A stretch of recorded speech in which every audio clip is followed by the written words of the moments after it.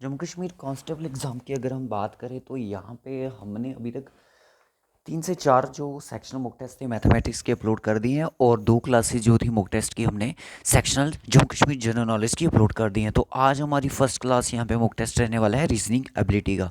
और यहाँ पे मैं आपको ये भी बताऊँगा कि आपको किन टॉपिक पे ज़्यादा फोकस करना है जिसमें ज़्यादा क्वेश्चन आने के चांसेस बन सकते हैं। ज़्यादा तो देखो नहीं कि मैथ और रीजनिंग जो आपका सिर्फ 25 नंबर का है तो ज़्यादा इसमें इतनी ही वेटेज रखी गई है। सिलेबस बहुत ज़्यादा है, वेटेज एक हिसाब से देखा जाए तो बहुत कम वेटेज है।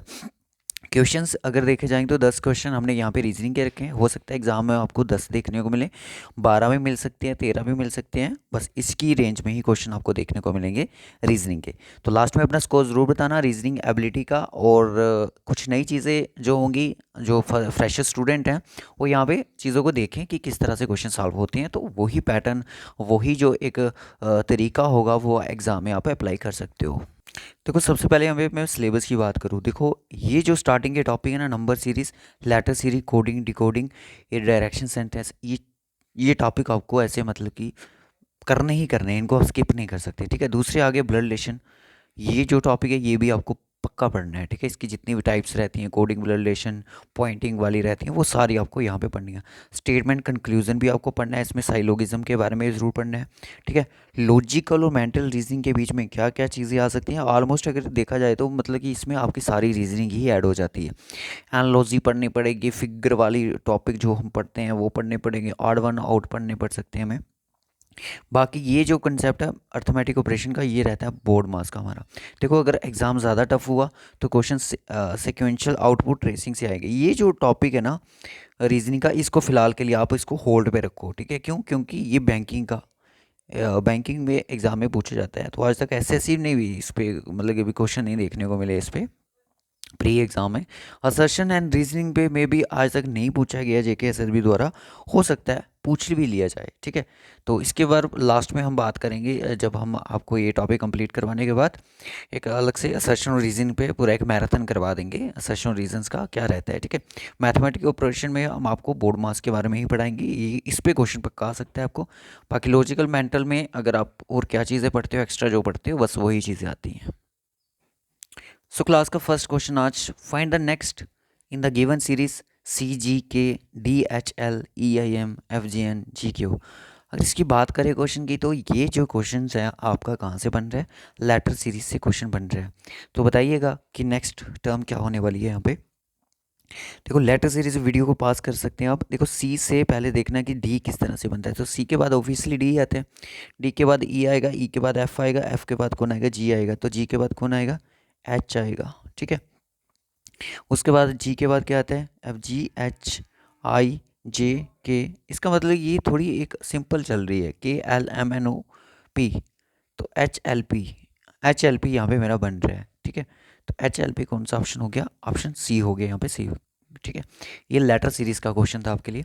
अब यहाँ पे एनालॉजी से क्वेश्चन है। अब ये आप बोलोगे स्पेशल हमें मेंशन नहीं है। देखो लॉजिकल मेंटल रीजनिंग में अगर बात करें तो वहाँ से ये क्वेश्चन बन सकता है। ब्लाइंड, ब्लाइंड रिलेट कर रहा है विजुअल से। ब्लाइंड किससे रिलेट कर रहा है, विजुअल से। ब्लाइंड का मतलब अंधा, वो देख सकता है, मतलब इसका ऑपोजिट बता रहा है। डीफ, डीफ यानी कि जो बहरा होता है वो क्या कर सकता है, हियर कर सकता है, यानी कि सुन सकता है। तो इसका ऑप्शन क्या हो जाएगा, ए सही हो जाएगा। ठीक है, ये चीज़ है। उसके बाद क्वेश्चन आ गया आपका डायरेक्शन का, क्योंकि डायरेक्शन भी अभी मैंने आपको बताया कि डायरेक्शन पे आपको थोड़ा सा ध्यान ज़्यादा रखना है। Soni started from her house and travel 4 kilometre towards east.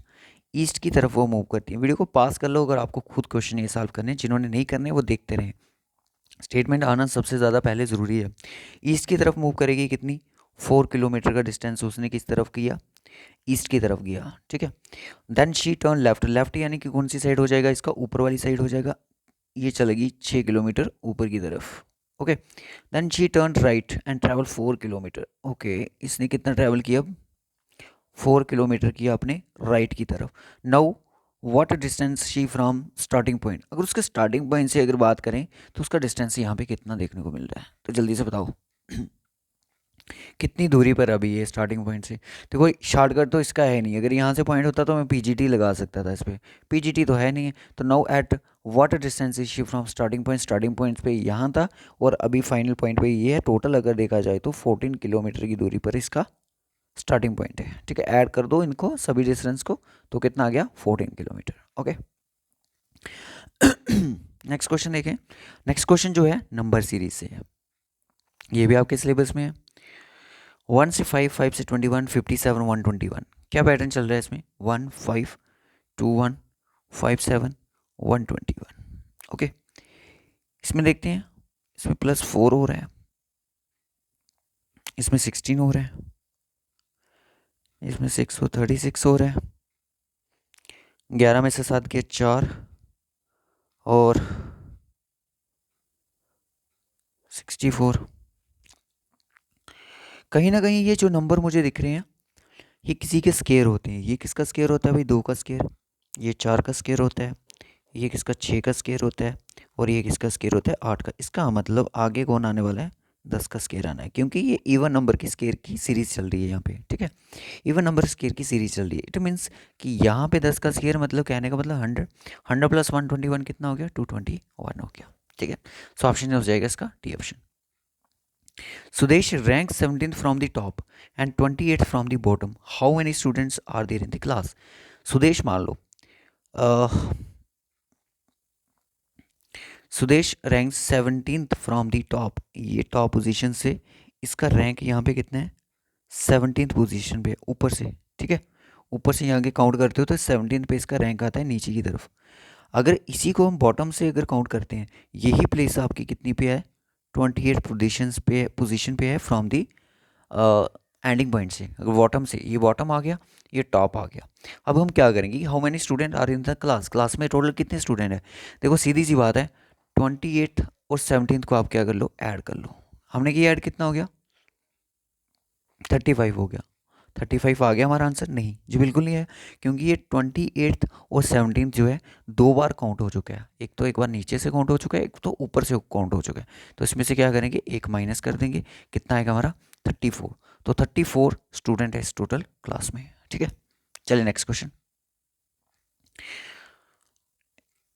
Next question जो है आपका फिगर सीरीज से है कि ये फिगर एनालॉजी से क्वेश्चन बन रहा है इसका, कि ये फिगर ये बन रही है, उसके बाद इसका क्या होगा? देखो ये कुछ नहीं है, ये इसका मिरर मेज बन रहा है, कुछ नहीं है मिरर। तो इसका मिरर मेज क्या हो जाएगा? ये तो नहीं होगा भाई, ये तो सेम है, ये भी नहीं होगा, तो ऑप्शन कौन सा हो जाएगा? ऑप्शन 4, ठीक है। So option 4 will be the D option will the correct answer. उसके बाद असर्शन रीजन का क्वेश्चन रखने की कोशिश करी है हमने। Two statement leveled at assertion A, reason R given the read the both statement carefully and select the correct answer with the help of the quotes. Quotes के अकॉर्डिंग आपको क्या करना है? करेक्ट आंसर सेलेक्ट करना है। Use of electric vehicles is wing promoted. Electric जो vehicle है वो यूज अगर देखा जाए उसका, तो काफ़ी ज़्यादा प्रमोटेड हो रहे हैं वो। सही बात है, आजकल देख रहे हो आप, ई रिक्शा ही कितने हो गए हैं, बसेस भी आ चुकी हैं, कार भी आ चुकी हैं, बहुत सारी चीज़ें हैं जो कि स्कूटी, पहले तो स्कूटी फिर बाइक वगैरह, ये सारे कुछ देखने को मिल रही हैं। बसेस भी यहाँ तक हमें इलेक्ट्रिक बसेस देखने को मिल रही हैं। तो बात सही है, electric vehicles are more environment, बिल्कुल सही बात है भाई, इनसे तो कोई पोल्यूशन भी नहीं है। तो ये दोनों मतलब कि अगर हम बात करें, सर्शन भी सही है और रीज़न भी सही है, तो हम क्या बोलेंगे? ऑप्शन एक गलत हो जाएगा, क्योंकि बोला है सर्शन गलत है, रीज़न सही है। तो यहाँ पे क्या लग रहा है मुझे? बोथ ए आर ट्रू, यानी कि सर्शन और रीज़न सही है। R is the correct explanation of A, बिल्कुल सही बोला कि जो आर है रीज़न सही बता रहा है इसके बारे में सर्शन का, कि इलेक्ट्रिक बसेस इसलिए प्रमोट हो रही हैं क्योंकि वो इको फ्रेंडली हैं, ठीक है ना, इको फ्रेंडली हैं। तो ऑप्शन डी हो जाएगा इसका। अब यहाँ पे A B C equal to F, B D किसके इक्वल होगा? वीडियो को पास करें, देखो ये लेटेस्ट क्वेश्चन है, इस पर थोड़ा वीडियो को पास ज़रूर करें, फिर बताएं इसका आंसर क्या होगा। ए की अगर अल्फ़ाबेट में अगर हम प्लेस वैल्यू की बात करें तो 1 होती है, वी की बात करें तो 2 होती है, सी की कितनी होती है? 3 होती है। इन दोनों को प्लस, तीनों को प्लस करें तो 6 आता है। 6 पे अल्फ़ाबेट की पोजीशन होती है एफ़, तो इसका मतलब लॉजिक हमें मिल गया है। बी की कितनी होती है? 2 होती है। डी की कितनी होती है? 5, सॉरी 4 होती है। यहाँ पे कितनी हो जाती है? 5 हो जाती है। और टोटल हो गया मेरा 11। 11 पे कौन होता है अल्फ़ाबेट में? के होता है, ठीक है। सो सी इज़ द आंसर।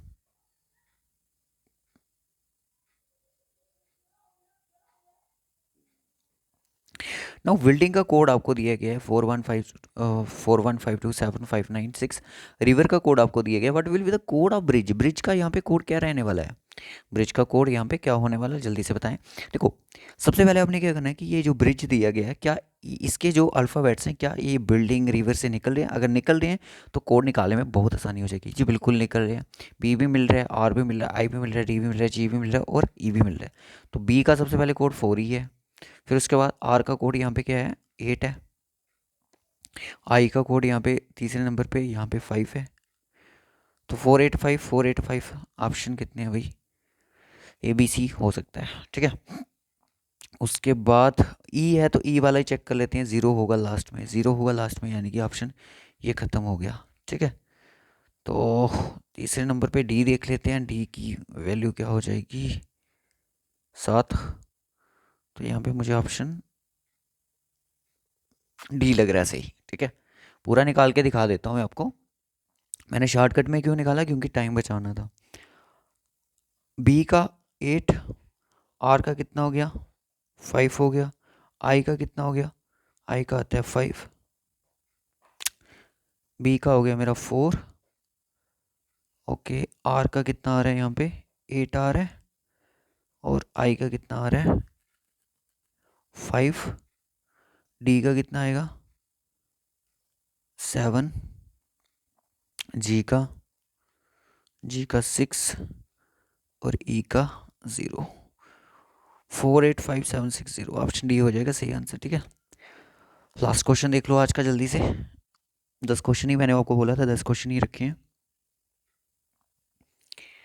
कि इसमें बोला गया कि ऑल फिलोसफर आर मैन, ठीक है, all philosopher are man, some man are teachers, all philosopher are man, some man are teachers. Venn diagram कुछ इस तरह से बनेगा, ये तो आगे सारे के सारे फिलोसफर क्या हैं मैन है, तो सम मैन टीचर हैं, ये वैन डायग्राम बनेगा। उसने बोला कि सम टीचर्स आर फिलोसफर, कुछ टीचर फिलोसफर हैं, स्टेटमेंट के अकॉर्डिंग हमें नहीं दिख रहे हैं तो हम गलत कर देंगे। ऑल मैन आर फिलोसफर, सारे के सारे मैन फिलोसफर हैं, ये भी गलत है। तो यहाँ पे क्या आएगा बोथ आर नॉट वैलिड, दोनों गलत हैं, ठीक है। क्योंकि टी का पी के साथ कोई रिलेशन नहीं दिखाया ऊपर, इसलिए हम इसको गलत कर देंगे। अगर पॉसिबिलिटी केस होगा वो सही हो जाएगा भाई, सम टीचर जो है फिलोसफर हो सकते हैं, पॉसिबिलिटी के केस में सही होगा। बट अगर जनरल स्टेटमेंट की अगर हम बात करें तो ये दोनों गलत हैं। तो इस वीडियो में हम इतना ही रखेंगे। देखो ये एक फ्री टेस्ट सीरीज़ है, तो आप अपना स्कोर जो होगा वो कमेंट बॉक्स में ज़रूर बताएं, ताकि आपको भी एक कंपटीशन पता चल सके कि कंपटीशन क्या चल रहा है, ठीक है, करंट में। तो ये मॉक टेस्ट नंबर 1 था, मॉक टेस्ट नंबर 2 भी जल्दी आएगा। इस वीडियो को लाइक और शेयर ज़रूर करते रहिएगा, और कमेंट बॉक्स में अपना फीडबैक ज़रूर दें कि वीडियो आपको कैसा लगा और आपको किस तरह की वीडियो और चाहिए। So take care guys.